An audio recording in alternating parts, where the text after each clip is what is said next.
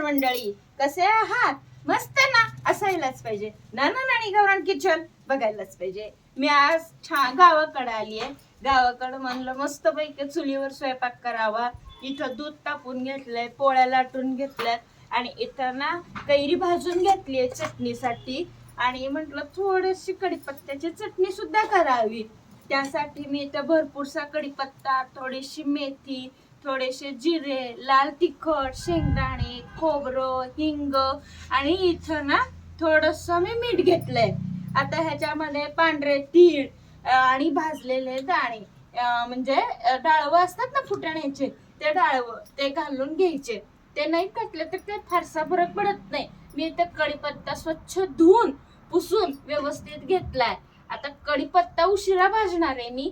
आधी मी इथं खोबरं भाजून घेते.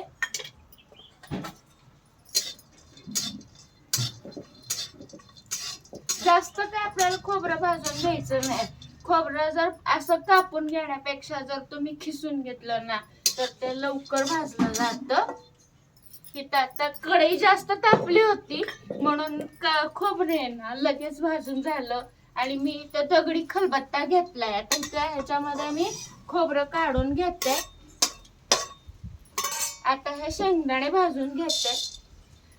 शेंगदाण्यातच आहे ना मी थोडीशी मेथी दाणे घेतले होते ते टाकते आणि जिरे, हे दोन्ही वस्तू मी शेंगदाण्या बरोबरच भाजून घेते. कढीपत्ता तर तुम्हाला कढीपत्त्याचे सगळे गुण तर माहीतच आहे. कढीपत्ता जास्त उपयुक्त आहे केस वाढीसाठी, कंबर दुखीसाठी, शरीराच्या प्रत्येक गोष्टीला कढीपत्ता शरीरात जाणे थोडंसं का होईना चांगलं असतं. कढीपत्त्याचा म्हणजे सुगंध पण चांगला असतो. आता इथं बघा शेंगदाणे, मोहरी आणि तीळ हे भाजून घेतलं. तुम्हाला म्हणल्याप्रमाणे चुलीला जाळ जास्त आहे आणि कढीपत्ता हे सगळं लगेच भाजलं जातंय. आता मी ह्याच्यामध्ये कढीपत्ता भाजून घेते. आपल्याला कढीपत्ता भाजायला थोडासा वेळ जातो. हा सगळा कढीपत्ता आहे ना मी धुवून स्वच्छ कोरडा करून घेतलाय.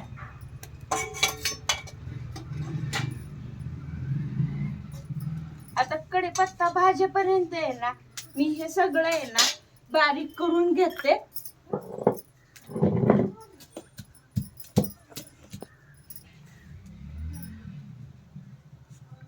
तुम्ही कशी करता कढीपत्त्याची चटणी? कढीपत्त्याच्या चटणीमध्ये अजून काय वेगळा प्रकार करता ते मला सांगा काय? गरम गरम हे सगळं भाजायला पटापटा जात.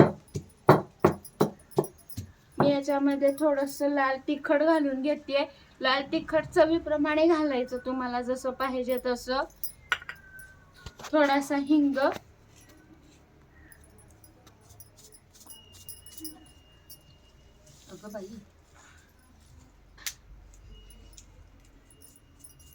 थोडासा हिंग घातलाय.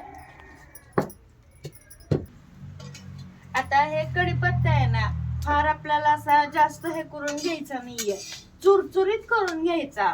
म्हणजे कढीपत्ता जळला पण नाही पाहिजे, करपला पण नाही पाहिजे, पण कुरकुरीत झाला पाहिजे. जा थोडासा मी बाहेर ओढतीये. आता माझी चूल पहिली जी होती ती खराब झालीये म्हणून आपलं 3 विटा मांडून चूल केली.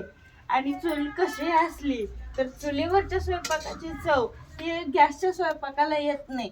मग नाना नानी गावरान किचनला लाईक करा, शेअर करा. आता मी हे सगळं बारीक करून घेते आणि या चटणी खायला.